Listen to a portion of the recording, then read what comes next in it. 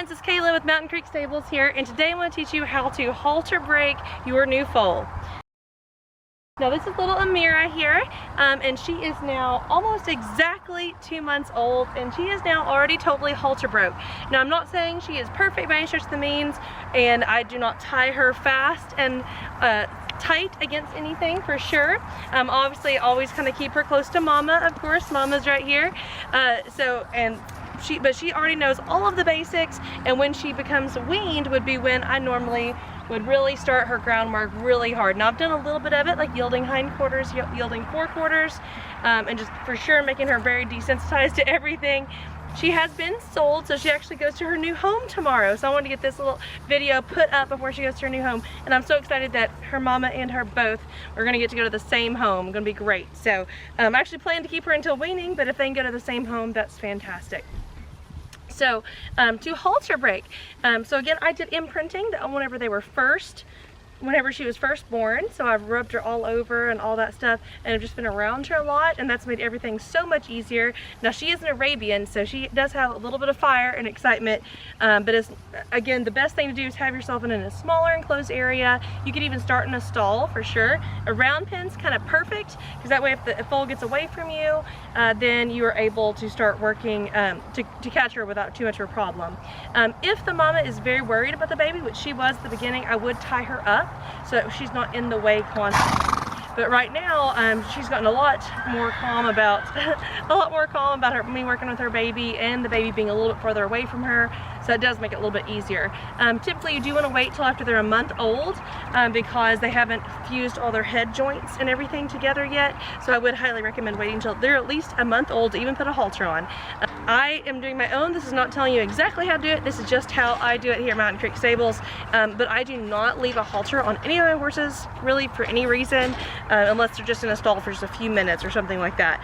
Just because I've seen things happen and accidents happen, and if I can avoid that just by putting a halter on, great.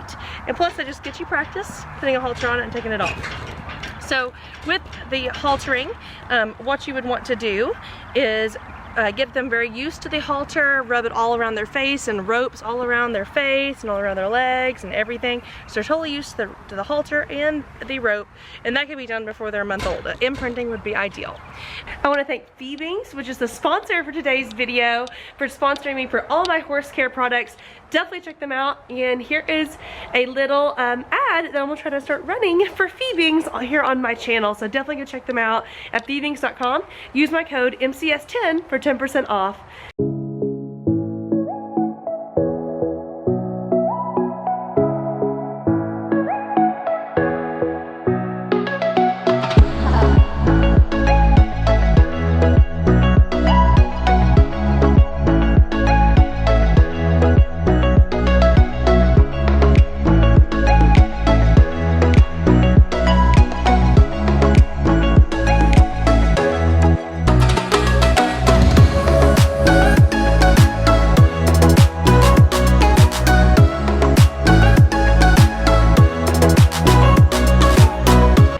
Feebings. Every horse deserves the Feebings touch. If you're looking for a great budget-friendly leather care and horse care item, I cannot recommend Feebings enough. My favorite product is Satin Sheen Everyday Horse Polish, and then my favorite leather care item is the 4-way leather care, again, an everyday leather care item. So if you're looking for a great product, please check out feebings.com or at any of your local Feebings dealerships. If you're going to feebings.com, make sure you use my code MCS10 for 10% off your purchase at feebings.com. And thank you so much for supporting Feebings and Mountain Creek Stables. Then you want to start, now this is after you've done like the butt rope. So you take the butt rope and just kind of like pull them along and just kind of move them around. And you do that during the first month just to move the baby around. That way it's kind of used to a little bit of pressure and release. So this is very much down under horsemanship, pressure and release. I've wanted to practice a little bit moving the hindquarters, like pushing the hindquarters over and just making sure that they move off of that pressure. Probably not the front end, because the hind end is a little bit easier to move, especially this early on. So then after that, once we've got the halter on, that's when we can start asking for it. Now this session that you're watching here is literally the third session of leading her around, and she has just picked it up so quickly. But again, it's because we're starting super young, and I highly recommend doing that rather than waiting till they're weaned to try to halter break them. So highly recommend doing this ahead of time. So you just kind of go a little bit off center and gently pull, pressure, and then once she takes a step towards me, I release. So take another step to the side, pull towards me. Once she takes a step, release. And as you can see, this being the third session, she now is pretty much halter broke. I mean, would I say she's ready to go use this to try to pull her onto a trailer? Well, she's definitely going to give me some resistance, but she understands the concept. It's very important you pay attention to learning the concept, that she knows that if I am pulling, then she should just come forward. Now, the very first session, she did flip over backwards a little bit because she was a little bit reactive to that. So if they do flip over backwards, don't panic. They should be fine again. But if they do start pulling way back, just release on them. I mean, I know you never really want to do that, but you try to keep them from falling over, just because they could hurt themselves depending on what's around them. So, but it's not a big deal. Just make everything not a big deal, and then we'll do it another time. Just take 15-20 minutes every day if you can, until you have them halter broke. And it really won't take them a long time at all. She literally only pulled back like that, like really bad, the one time. But if she gets scared or something like that, she's going to pull way back. I just kind of stay with her, pull pressure on her, and then once she makes a step forward, then I release the pressure. And there you go. And then she starts to be able to follow me around. And that is kind of how you halter break. Same kind of thing that with tying. Now, do not tie her hard and fast yet.